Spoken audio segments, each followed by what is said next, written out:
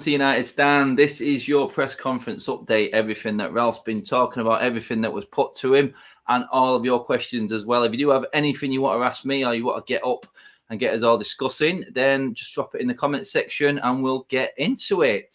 Anything at all, because we can talk about the Brentford game as well and who you might put in, who you're going to bring out. Does Ronaldo come in? Well, Ralph's been asked them questions as well. We'll get on to the fitness of Pogba, Ronaldo himself, and Marcus Rashford. Do you want Rashford in the team even? Anyway, let's get into it. Let's go straight into the nitty-gritty stuff. The stuff that you want to know about. The questions you wanted asking. And the questions that were asked. Anthony Martial. The whole situation that came about after the Aston Villa game. So, I was there obviously at the game. I had no idea until I got in the car later to drive back. The van, sorry. That Rangnick was asked a question regarding Martial's inclusion and why he wasn't there. He wasn't there because he said he wasn't available to play. And now Ralph was asked about this. In his words, he said, I've been here 6 weeks. All the things that need to be said, I said after the press conference. I'm guessing that must be after the post-match press conference for Aston Villa, he means by that. I had a conversation with him on Sunday, a personal conversation about what happened and how I saw the whole situation. The matter is now resolved. He didn't train yesterday and before yesterday. He will probably train today. And after training, I will then take the decision to see if he is nominated or not, i.e. will he be in the matchday squad? Will he be an option for Rangnick in the Brentford game? Now that, you can look at it two ways. You could obviously say, look, he has been training before and Rangnick's never put him into the matchday squad or he's never got anywhere near the actual starting 11. And he could just be saying that just to pass the question off, hopefully buying himself some time before Martial goes this month, maybe. If it was that bad and things behind the scene weren't that great, you would hope they would sort something out this month. Or you could look at that and say he's actually had heart-to-heart talks with Martial, talks that probably needed to happen, especially after what came after the Villa game weekend. I think all United fans wanted a bit of clarity on what was going on. Everyone, all the Martial lovers, people want to know, is that it? Is this the last time I've seen Martial in the United shirt? Is he done and dusted? Or is it a case of, well, he's had his time, he's kicked up a stink. Are you in that boat of just get rid of him if he doesn't want to play? Well, there seemed to be a bit of confusion, and Rangnick's answered that question in his own way, the way that Ralph would answer it, and that's that I've dealt with it in-house, and we spoke.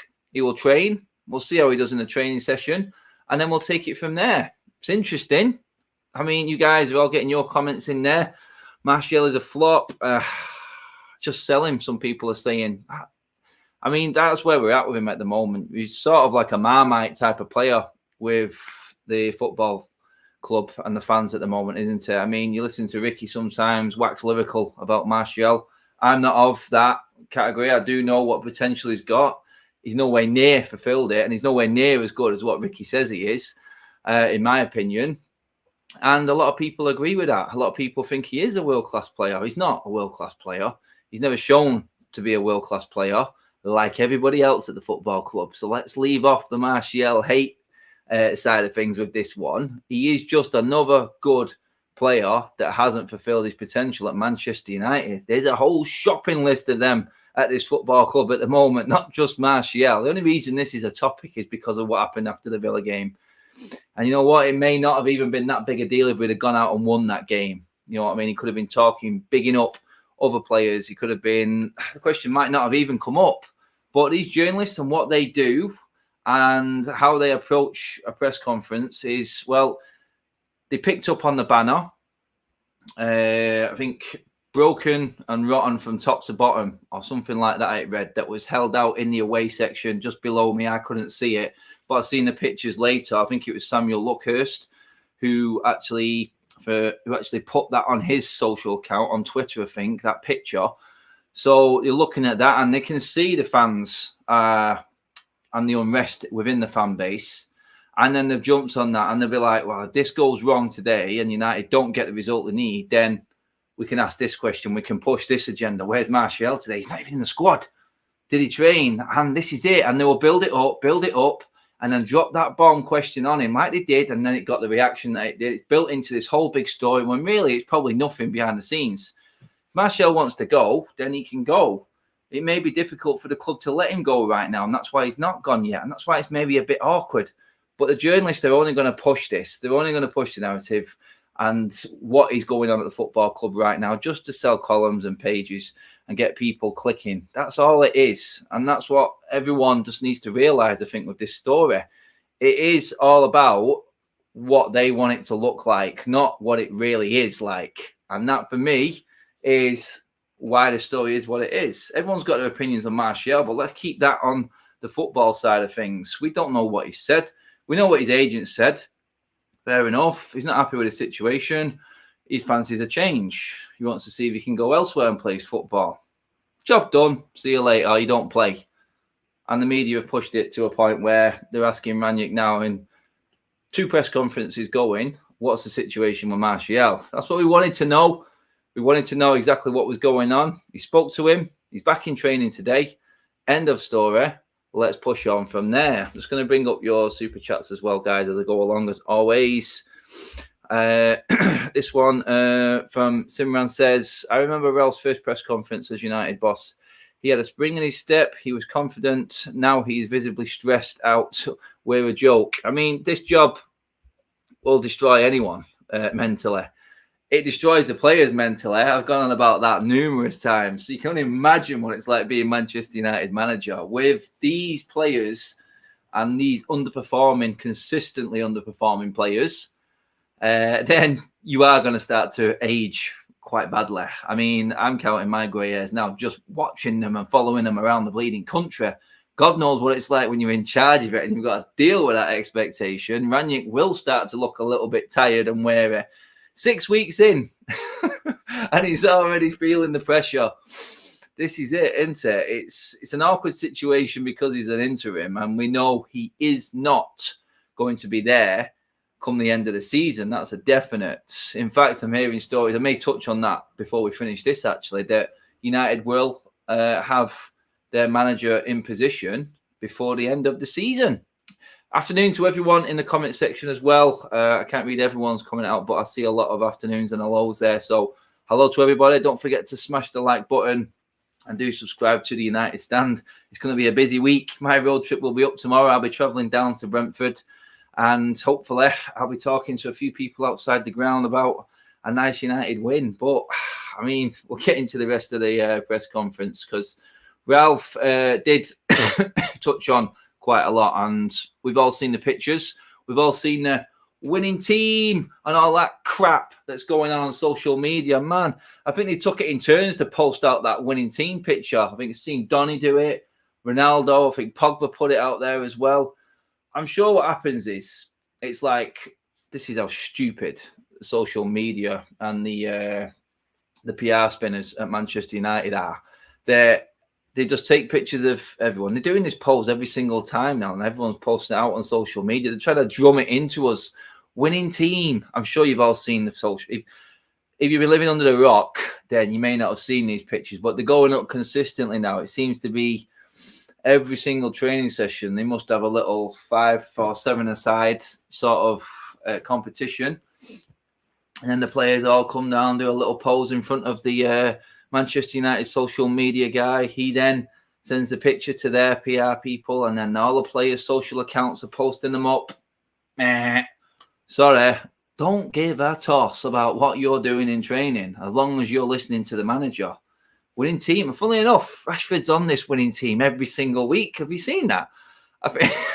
I'm like, Marcus, what's going on, mate? I said, you're on the winning team every week in training, doing all these modelling poses right at the front of everyone else. But, I mean, I want to see more on the pitch. That's what I'm bothered about. I'm not going to slag them off for training, doing what they do. I know they've got personal lives and whatnot, but come on, guys. Have a little think about what you're doing before you post it out. I mean, seriously, starting to look a bit stupid, to be honest, because it's not a winning team. It's a failing team. And this whole squad has failed over the last 7 years. So he's off a little bit, yeah. And maybe have a word with your with the people in charge of your social content and things like that.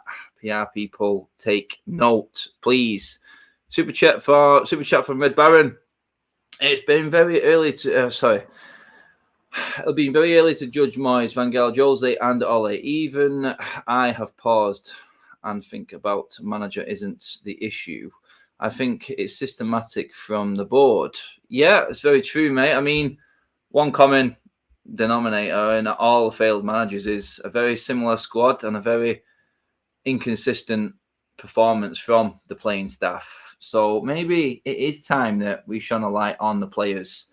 One player who is back, I did just mention it then, Mr. Paul Pogba is back in training, and believe it or not, he was part of that winning team as well. So let's talk about Pogba, because he himself is a few weeks off, Ralph said, in terms of what he's... I'll go through what Rangnick said about Pogba now. Paul Pogba had his first day of training with the whole group yesterday, and in the first training session, he showed he showed what an extraordinary player he could be. Pogba won't be available for selection in either of this week's games, so not for Brentford, not for West Ham, pretty much is what Rangnick's saying there. Pogba's return date, I'll just go into this because this was a separate question. I don't know regarding Pogba's contract, he means here, Rangnick. I can't answer. I'm not dealing with this. What you could see from the very first day in training yesterday, he's present, he's physically present, he's mentally present. What I saw in training yesterday was very promising for the future, and I'm looking very much forward to having him available in the 2 weeks' time after the international break, because there is a winter break after the West Ham game, everybody. So we play on the 22nd against West Ham this weekend. And then we got a break to the 4th, which is the Middlesbrough FA Cup game. So a chance for anyone who isn't fit, and a good chance for Pogba to then get some real minutes under his belt in training sessions. So Rangnick looking forward to that. He won't be available at all this week, so we won't be seeing Pogba till next month. We have, I think, discussed that in previous videos anyway. No one was expecting him back, but are you happy to see him back? Guys, do you think, get your answers in now, do you think Pogba walks straight back into that midfield? Where are you at with it? Pogba's not signed this 400 grand a week deal that's on the table. I've said my piece on it. If he's not signed that, then he doesn't want to be at the club. No one else on the planet is going to be giving him 400k a week. I think he's personally waiting until the end of the season to see if we get in Europe, and then he's going to sign it. If that was the case, I'd take the contract off the table. I know how good Pogba can be, but I think we're at a stage now where we can't let players dictate what's going and how things are going to move forward. So for me, take that contract straight off the table. You didn't sign it then. Why are you waiting? Why are you holding the club to ransom? Because that's pretty much what Raiola's doing. I wouldn't say it's Pogba. I know Pogba loves the club, but his agent is the one that's holding this up, and his agent is the one that's talking through him. And for me, I would just take it away. Take the initiative off the table for them and put the power back in the club's hands. That's the way I see it. But guys, let me know. I'll come for them comments in a minute. Mario Franco with the super chat. It seemed like Rangnick was briefed to try and portray Pogba as a new signing. That's normal, isn't it? With United and managers, they really think he won't remember how lazy he can be. So sad. Mind games. Point, yeah. We have seen that when players come back from injury or long-term injury, it's boosted as a new signing. Perfect timing being in January as well, when it doesn't look like an area of the pitch that we need to improve in midfield is going to get improved. There's talks of Haidara, Zakaria. I mean, the talks have been going on. We're already halfway through January, people. How many games have we played in that time? I mean, how much ground have we lost in that time without signing a midfielder? Do you really think that we are going to sign a midfielder? We would have already done it if it was that desperate. And this comes down to how long Rangnick's going to be in charge as well, I think. It really does. We said on Sunday's show, I think I'm all for the likes of Zakaria or Haidara, the cheaper players, the unsung players, the ones that are not classed as so-called marquee players to be coming in. Get more decent players rather than buying what we're saying is an absolute world-class player. World-class players don't exist, do they? We just spend stupid amounts of money making them seem world-class, hyping them up to a level where they're not, i.e. Maguire. Some will say Sancho even right now and say he's been a failure. Sort of not had enough time yet, Sancho, but you look at them two signings there, Wan-Bissaka, failing, Maguire, failing, 130 million. You could get Hayadara and Zakaria for 50 million combined. There's a different tax, and that is different in terms of how the club needs to approach things. But the board are in charge of these signings, and that's why I don't think anyone is coming in January, because they're not big enough. They're not the big enough signings. They're not the marquee signings for this football club. So, no, I don't think anyone's coming in. Nick, yes, Adam, hope your trip is worth it tomorrow. Hopefully, it's another 45 minutes of good, 45 minutes of bad. Hopefully, it's not. I meant there. Need a strong, disciplined, creative performance. Exactly that. We need the first half of Villa for 90 minutes. We need to have a 90-minute performance rather than these, like Ralph touched on, because I'll go into it here now, what he said about the Villa game, actually. It brings me onto that perfectly. On the Villa game, Ralph said, if I compare our two games in the Cup and in the league, we did a lot better in the league game at Villa Park. The performance in the first 70 minutes, he's saying, pretty much right. We were more than in the game. We were 2-0 up at this point. First 70 minutes was really good. I liked our movements. I liked our game in possession, off the ball, the structure of the game, the way we pressed, even when we had to defend our own box. We did that well. We need to have a similar performance tomorrow against Brentford, but for more than 70 minutes, please. And that does come down to Ralph. And we picked up on it. Everyone picked up on it.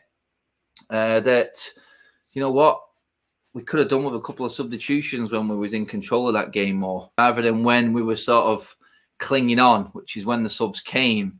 We were backs against the wall mainly. And I think we all agreed with it on the Sunday show that if we'd have actually brought in substitutions into that game while we was 2-0 up, I think we would have seen it out more, because we were mentally tiring. That's what I noticed in the stadium. The Villa fans were getting louder and they were getting more of a foothold. And as soon as that gripped, and I'll touch on this probably on my road trip, and I have done before, I said in the Villa road trip, actually, that I don't think we're mentally there yet. I don't think we're mentally strong enough to see out a game like this and what Villa were going to bring. It took a while for Villa to bring it, but once they did get that foothold, we lost control and we could not get it back. And we've not been able to get that back or wrestle the offensive back. We clawed it back against Newcastle, but then lost it again straight away. We need to be in control more, and we need to mentally be prepared for when things go wrong, because every team in this league is decent and is going to cause you problems. So you have to accept that you're not going to completely control the game all the time. And when you're not in control and things don't go right, you need to be able to handle that and stick to your game plan, not fade away and revert back to tack and type like we did under Ole, which we are doing in Ralph games. There's more of him coming through, but we're still reverting back to how he was before, and that's what's letting us down. You said to me, look, Villa, Newcastle, Norwich, they were our last 3 league games, and we've taken, what have we got out of that? 5 points?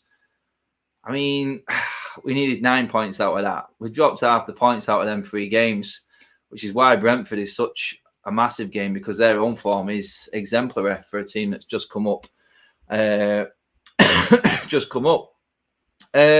terms of the Brentford game and who will be playing, we know we've got Shaw back. We know McTominay's back. Rangnick was asked on the fitness of Ronaldo and Marcus Rashford. Winning team, don't forget. Both of them were in that one as well. Funny enough how everyone, the questions were asked about, we're all in this winning team picture on social media, innit? And all that, you know what I mean? Crap. Cristiano and Marcus were training yesterday, so I suppose they will also be in training today. How he doesn't know is a bit weird. It's 1:30. I'm guessing training's this afternoon. I'll probably going on right now. He's not heard anything other than that, so they are in training. But at the press conference before the Villa game, I was also convinced that Cristiano would be available. In the end, he wasn't. It was the same with Marcus, so we have to wait for the training session today. Right now, I think both could be available. He's saying could have both Marcus Rashford and Cristiano Ronaldo available. Next question to you guys on that one. Get your comments in the comment section. Does Ronaldo come straight back in if he's fit? Does Rashford come straight back in if he's fit? I'm guessing there's going to be a 50-50 split in terms of yes and no here. I'm guessing the yeses are going to be Ronaldo, and all the no's are going to be for Marcus Rashford. I think that's a fair comment. Matt in with the super chat. Remember when we mocked Liverpool for celebrating the draw against West Bromwich Albion? I do, mate. I do. Now we're celebrating wins in now we're celebrating wins in training like we just won the title. Embarrassing. I picked up on this the other day, and when we beat Spurs, and it was a good result against Spurs. 3-0 win. 3-0 win away from home in the Premier League is a good result any day of the week. But the way we came over, the way the players came over and celebrated with the fans afterwards for that, it was like we just won the Champions League. I mean, settle down. Now we're posting out all over social media when we've won a training match. Now, come on. I'm agreeing with Matt on that one completely. That's not my cup of tea. It really isn't. I don't agree in that. I mean, I said before, look, let them have the fun and that, but understand and maybe speak to your PR people that you're winding the fans up. You're going out week in, week out. And I just said it. Norwich, Newcastle, both in the relegation zone. Aston Villa are better, yeah. But them 3 games, you've won one. You've won one game. Let's be honest, we ain't convincing anyone on the pitch. So maybe not big yourself up too much about the winning team in training, because the fans aren't having it. We're not stupid. Apollo 30X, cheers for the super, mate. Also need to stop this last minute subs. Just spoke about that, actually. Yeah, we are making 85th minute changes, and we have exalted players because of their performances and energy. I mean, I do agree Ralph got it wrong against Villa. I thought he could have really helped the team out by putting more substitutions on earlier when we was in control of the game. I think that's where we sort of lost that. He talked in his press conference there about 70 minutes. Maybe we could have strung it out till the end if we'd have made change and we'd have freshened it up, because we did look like we had a little bit more impetus about us when we made the changes, but it was too late. I do agree. The issue with the Villa game was we had players like Fred pressing high up the pitch, leaving gaps in midfield. Just stay compact and defend the lead. I understand that. I think Fred, I think we sacrificed Bruno for Fred. And Bruno, we all seen what Bruno did in the game. Pretty much was our game changer. Fred was playing very high where Bruno should have been playing, because I just don't think we can trust Fred in defence. Now, that is condemning at the highest level. If Fred's the one who's pushing forward and he causes more problems going forward than he does defending, it helps us more if he's up there, which is crazy to say. But I do believe, because I don't think he knows where he is or what he's doing, neither did the defence. So he does actually cause problems being up there as a nuisance, because no one knows what he's bleeding going to do. He could just do something miraculous like he did against Palace, or like he did against Aston Villa in both games. Let's not forget, Fred got an assist in the last 2 games at home to Villa in the Cup and in the league to Villa, setting up Bruno, although he did nearly miss that one, the ball. I thought he delayed that a little bit too much. But he does cause more problems going forward. I just don't think you can play him at the back. And I think the fact that we lack so many numbers and why Bruno was brought off for Donne is because I don't think they trust Fred in defence, which is why, again, we come back down to, can we not just get that defensive midfielder who can do that job in January? I just don't think the club are going to give Ralph money to spend, knowing that he is going upstairs in 4 months' time. So, yeah, for me, that is a problem. Rashford, Ronaldo, who starts, guys? Ronaldo comes in for Cavani for me. Rashford sits his ass on the bench. Simple. Impact sub is at best for him. I've said he needs to be taken out completely. And I'm not all in on this dead leg thing that they're coming up with, that was the reason why Rashford wasn't in the matchday squad. I think he needed a timeout. One player who we all want to see, I'm pretty certain, is Elanga. Rangnick has been talking about Elanga in the press conference today as well. And this is interesting, actually. This was probably the best bit. Yes, he's a young player. He has enough pace. Of course he does. Yeah, and that's quite frightening as well. God, and you see it in the flesh. Jesus. fast. He has enough focus on the game. From the very first training session he did the day before the Crystal Palace game, he just showed me. He was showing up in the training sessions, and that was the reason I decided to play him at Villa Park. I think he did well. He showed exactly what I expected him to deliver in the game. He's a very bright boy. He's doing the things. He's doing the. I think that was just a misprint on that one there. He's doing the things I want him to do. He listens to what he should do, and he's trying to put all the effort into his performances. I was pleased with his performance in the 75 minutes that he played. The most important thing there, and the bit, he's doing the things, he listens to what he should do. He's trying to put all his effort into that in his performance. He listens.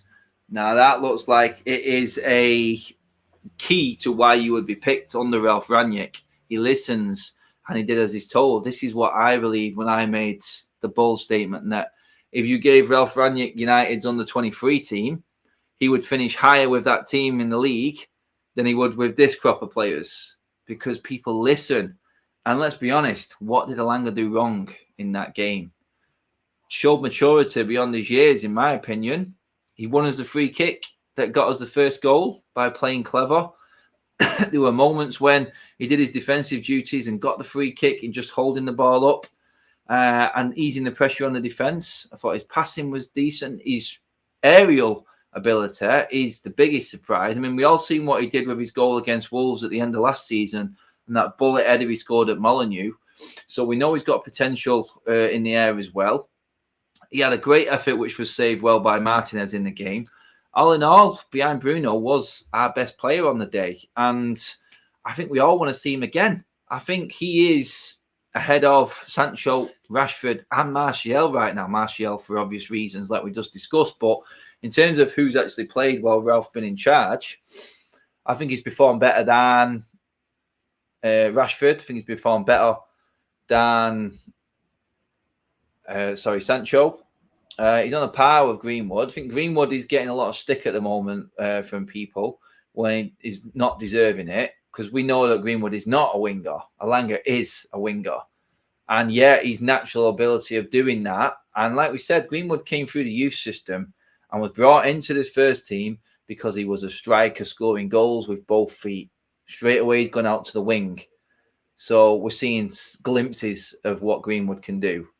Whereas Elanga as a winger has been brought through as a winger and he's playing as a winger. So he naturally, from what he's learned and what he's done coming through the youth system, is right there already. He's not having to change anything. He's just taking it to the next level. So for me, that's the reason. I think Elanga's outperforming everyone while he's been on the pitch at the moment in that front line. I mean, you could easily say he was our best forward on the day. I think he was. And hopefully I'll see him again in the Brentford game. I mean, guys, do you want to see him in? Do you want to see him in? I mean, if we're going to get rid of strikers in the summer, in Cavani, if Ronaldo's not there, push Greenwood in there, I would absolutely love a front three. If we're going to have a front three, can you imagine a front four with one Bruno just behind, of Sancho on the right, Elanga on the left, Greenwood in the middle, Bruno just behind? Is that not the way we should be thinking future-wise? People there, it's like people saying overrated Greenwood. Overrated. Why? Judge him in his position, then say if he's overrated. You're not going to play Haaland on the wing, are you? No, you're not. Greenwood isn't a winger. We're changing the system so many times. Ollie even changed it. Ollie changed it halfway through his season. You know what I mean? Now Rangnick's in, we changed it again. So judge a player from his position. You can go out and judge Harry Maguire all you want because he's playing crap in his position. Wan-Bissaka, not good enough at right back. You know what I mean? Even when Luke Shaw was poor at the start of the season, judge him. But for people to absolutely be slaughtering and saying that Greenwood's overrated because he's playing out of position and he's not doing the things a winger should be because he is a natural striker, then take that into consideration, in my opinion. That's where it is. And no, some of his performances haven't been right. But if anyone was going to buy Greenwood from another club in the world, where do you think they'd play him? That's what I'll leave you with that one. They weren't going to play him on the wing. He's going to be a striker. Right now, we've got Cavani, we've got Ronaldo. he's not going to get ahead of them. And he's just being put out there because he probably does a better job than a few of the other players who are also being played out of position. Round pegs, square holes. Again, this is what this football club does. Domingo OT, the last 2 presses you did, the manager left. Are you hoping? No, mate, I've had a word. I've done a deal on the sly where the press conference that I do under Ralph isn't going to get in the sack. I've seen off Ole. I've seen off Carrick. I'm not going to see off Rangnick. I want to see him through to the end of the season, so I've signed a deal, mate. It's all set in stone. Don't worry about it, Domingo. Cheers for the super. Cheers for the super chat, mate. Red Baron back with another chat. Cheers for that, mate. Don't care if Greenwood isn't a winger. That is the position he's been asked to play. If he doesn't perform, it's basics. That's his issue. No, don't agree with you, mate. Sorry, he has been told to play there, and he did it all right. He did it all right. But when you're not naturally adapted to that position, it's like Fred. Where's he playing? You can't expect the player to play to the best of his ability in a position that he does not play. He's going to say, look, I'll play. Yeah, I'll play. Every player is going to say, yeah, I can play there. I can play there. But really, what do you expect from him? Do you expect an outstanding performance every single week? No, you can't expect that. Yeah, he can play there. But is he better elsewhere? Yes. And people just want to come down on him again, literally because he doesn't pass a ball or he doesn't cross it or doesn't pick the right option. He did plenty of that in the Villa game. But again, agenda-driven support, not saying anyone in particular or anyone in here, but people only see what they want to see. When they've made their mind up about a player or they don't like him, they will not be convinced either way. So they'll only pick out the bad bits. I could pick out a whole reel of good bits of what Greenwood did well against Aston Villa, and then you just choose which agenda you want to drive it at. And that's what a lot of people are doing right now because they are fed up of how bad the football is. They don't realise they're doing it half the time. And that's just because they're looking for something. They're looking for something to vent on, and they will pick one particular player. It's like Bruno wasn't playing in his right position, but he still scored 2 goals. So, do you know what I mean? It's what it is, isn't it? It is one of them. I don't think Green was playing in his right position. And I think it's a bit harsh on people going over the top in on him. He hasn't been fantastic. He's selfish. There it is again. He's selfish. He's selfish. He's overrated. He's a striker playing on the wing. And he's not selfish. He isn't. He makes some mistakes. It's like people forget easily what happens. Like Cavani could have slotted Greenwood through when we were playing against Wolves and we could have been 1-0 up, but Cavani took the shot. Does that mean that he's selfish as well?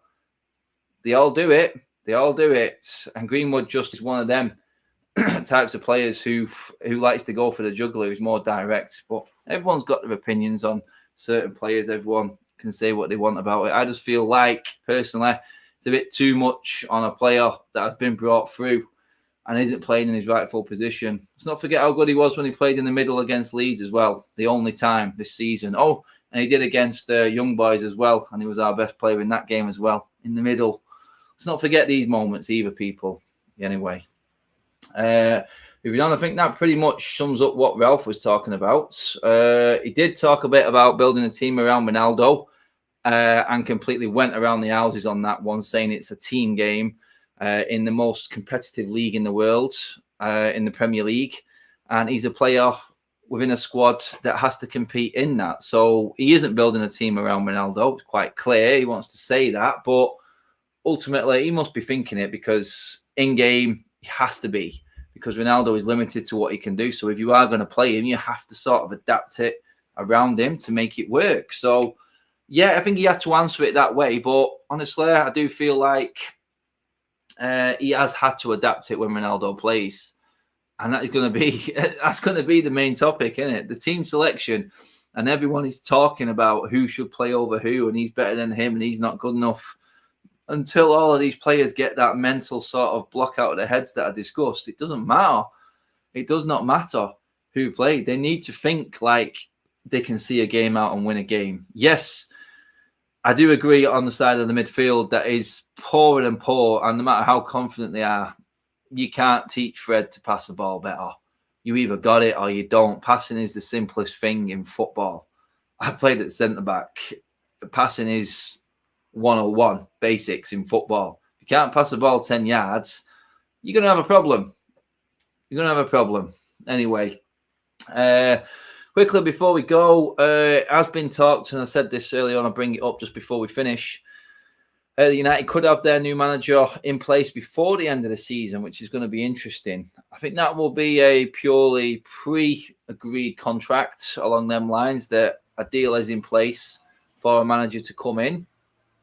It isn't a definite, but if I was a betting man, my money would be on Mauricio Pochettino to be Man United's next manager.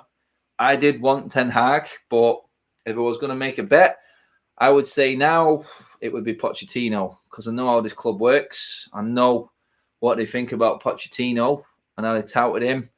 And I just think that the reason we didn't get him before Rangnick, because I do think he was the top target, was that we weren't willing to pay the money to PSG, which was rumoured to be around the 10 million mark. They weren't prepared to pay that for a manager. And I do believe that Pochettino himself wanted to actually get that league title under his belt.